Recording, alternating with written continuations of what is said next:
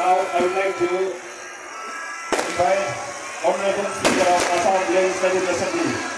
Mr. Biswajit Temari, to address the gathering.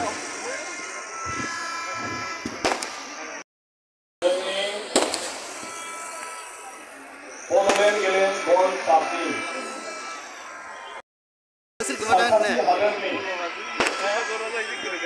Bodoland Manager LPO.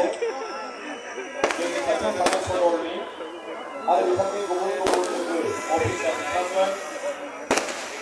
दिनै बेवहाय बे खेलाखौ नायनो फैनाय जोंनि गुबुन और बाकी खिलाड़ीगण हमारे यहाँ पर इस खेल को चलाने के लिए उपस्थित हमारे नेशनल रेफरीज और उनके साथियों हमारे सांबादिक बंधुफोर जों बयनिबो थाखाय गोजोनथाव बाथ्राया जाहैबाय दिनै बड'लेण्डनि बे डिमाकुसियाव बड'लेण्ड सोमावसारनाय समाव जाय जोहोलाव जोहोलावजोफ्रा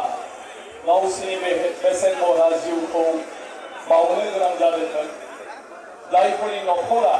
गावनि आगोमा न'खरनि सोद्रोमाखौ खोमानानै जोबस्रांनो गोनां जादों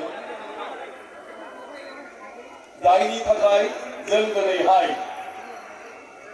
रंजा बाजायै जिउ खुंबाय थानो हादों जायनि जुनै जोङो सोमावसारनायनि गेजेरजों आरो बिथांमोननि बे बावसोमनायनि गेजेरजों दिनै भारतनि सिङाव जों मोननानै दिनै जोंनि ओनसोलखौ दावगाहोनायजों लोगोसे जोंनि हारिनि राव हारिमु थुनलाइ बेफोरखौ जोङो मालायजों सिनाय होनो हानाय रोखोमै खामानि मावनो हादों बिथांमोननि मुंखौ अरायबो गोजोर लाखिनो